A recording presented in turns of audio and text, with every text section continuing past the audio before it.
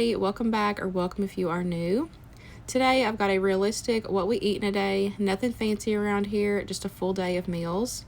I sneak in veggies where I can for my picky eater, and we are using up what we have. I'm trying to not go to the grocery for a couple more days and just, really prioritize using what we have on hand. So we're starting off with breakfast. I wanted to make something that we haven't made in a very long time. I've actually not made egg bites at all since we have been in the camper, and we have almost been in the camper for a year. June will be a year, and that is just crazy to me. It does not feel like we have been full-time RVers for almost a year, but here we are. So for breakfast, I'm gonna make egg bites. These are so good, and y'all, Winston absolutely killed them, even with me sneaking the spinach in. So I do not follow a recipe. I'll try to maybe find something similar, and I'll link it in the description box, but y'all know me, a lot of times I just measure with my heart. So I just cracked some eggs, added those in. I think I did 6 or 7, I can't remember. These eggs were gifted to me, and they were like, her chickens had just started laying, so they're just little smaller ones, but they're still very good, nutritious, and they were so delicious. So I did a couple extra where they were smaller, so I can't remember exactly how many I added in there. But then I added in some spinach. I like to take off the tails. You don't have to do that. I just always do that. But I'm just adding in some spinach in there. And this is funny because, like I said a second ago, I try to sneak it in where Winston doesn't see it. And then I tell him after, he eats it, what's in it. And, he's normally like, okay, that's cool. But he was watching me make breakfast because he had already sat down and started working on schoolwork. And he was like, I don't know, Mom. I don't know if I can eat those. And he ate all of them, but 2. I only got 2 of these. He ate the rest. They were so good. So I added some spinach in there. I just eyeballed it, and then I added some salt and pepper. And then I like to do about 1 tablespoon of cottage cheese per egg. And then I take my immersion blender and I blend it up. And then that's my, egg mixture. I have started adding cottage cheese into our eggs when I just scramble them for us, and they have been so much better. They're so creamier, and they're just delicious. And so I do, like I said, I do about 1 tablespoon of cottage cheese per egg. And then for these, I'm just going to blend it up really good so everything's smooth, and it, kind of really incorporates that spinach well, so he's not going to be getting like big chunks. I've got my air fryer toaster oven preheating at 350. I'm going to add a little bit of the egg mixture to the bottom of each of these cups. I started out with 6 because I wasn't sure how many it was going to make, but it did end up making 9. Now we are just going to add some cooked sausage and cheese, keeping it simple, but you could, of course, load these up with whatever, added proteins. You could do more veggies, whatever you wanted to. If it was me, I would probably even add in some bacon and do like some sauteed mushrooms, onions, and peppers. That would be super good in this.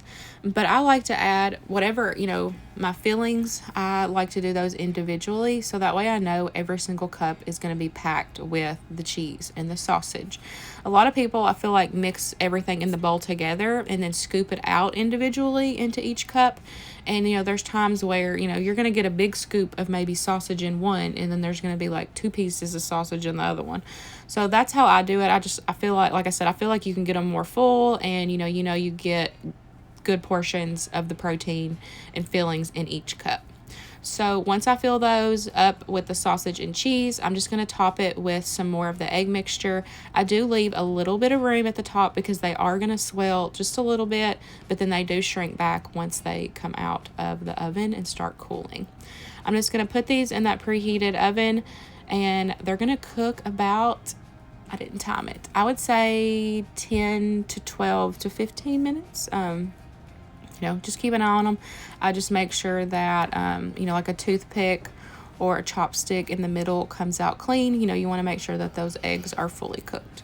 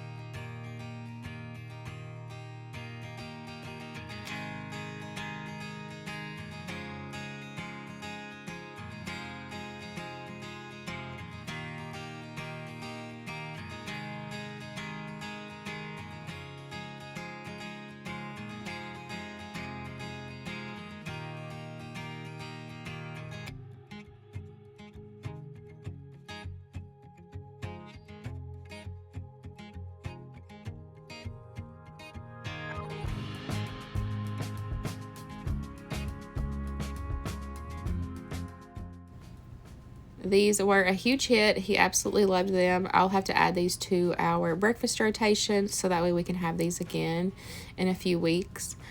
Winston said, I'm kind of mad that there's spinach in these and that they taste so good. Like they're not supposed to taste good just because they have veggies. I'm so proud of him. We pulled him out a month ago of public school and started homeschooling him. And he has been doing so good with, food and his, appetite, his, healthy food habits. He's really learning about all of that. That's something that I learned late in life, just with the past couple years. And I love being able to, teach him those things, teach him about moderation and, even, sneaking in those veggies, how you can do that. And, food is still going to taste good. And so, I love that he is just really doing so good. He has tried so many new foods recently that I would have never imagined that he would try. I'm just really proud of him. So after we got done with our school, we decided to take a little field trip. We went over into Horse Cave, Kentucky. And there is a hidden cave in the middle, literally in the middle of Horse Cave. I'll try to have their website linked in the description box if y'all don't know what I'm talking about. But since, we had just ate all those egg bites, we weren't necessarily hungry yet, but I wanted to, not spend money out. So I decided to pack this snack tray for us. And then after we went on, our little field trip, we went by the park and sat and ate, and then we came back home. This field trip was one that was just free. They have ones that you can actually go into the cave, and tour in the cave, which I told him we could do that later. But that one cost. I was just, trying to keep this fun and free. And, so we went in and just toured the exhibit, and then you could walk down to the entrance of the cave. You just couldn't go, into the cave itself, but it was really cool. So if y'all, like I said, if you need something free and you're local, then, you could go and just do the exhibit part. And then if you do want to pay to get in, and tour the actual cave, you can do that as well. But they said it was going to be I think 2 hours for that tour. So I told him we would definitely have to go back.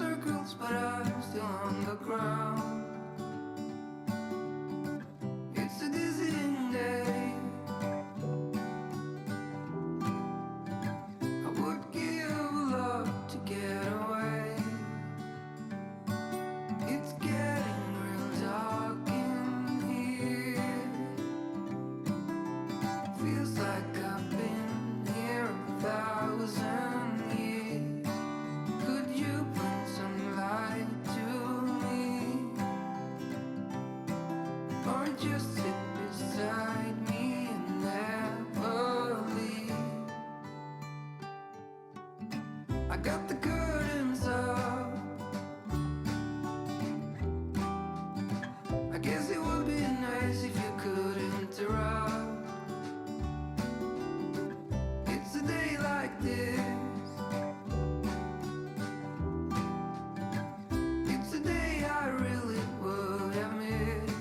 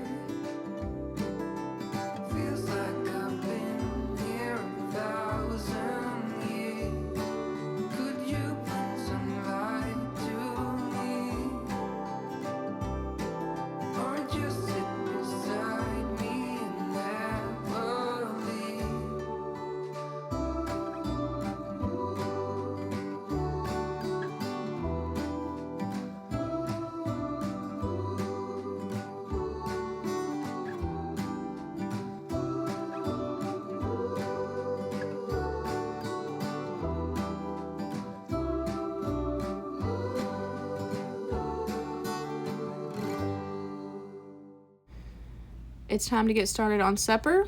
I'm going to get my sweet potatoes in my air fryer. I've got it preheating to 400. I do not poke holes or anything in my potatoes. I give them a good wash. I dry them off, rub them down with avocado oil, and then I give them a sprinkle with salt. I do this the same way with my regular potatoes, and get those in until they are done. These took about 45 minutes to cook. And then once those are cooked, then I will make my taco meat, because y'all know I can't use my electric skillet on my island if my air fryer is going. The joys of RV life, because you bust breakers around here. So once those potatoes got done, then I started my taco meat. But I needed to restock my taco seasoning. I will make sure to have the recipe that I've been using typed out for you guys in the description box. But all it is paprika, cumin, onion powder, garlic powder, oregano, salt, pepper, and chili powder. I'm going to do a double batch in this jar, and then I just give it a shake. And you want to use 3 to 4 tablespoons of this taco seasoning mix per 1 pound of meat. And this has been our favorite seasoning. I feel like it took us so long to find a taco seasoning that everybody liked, and this one finally found it. We love this one.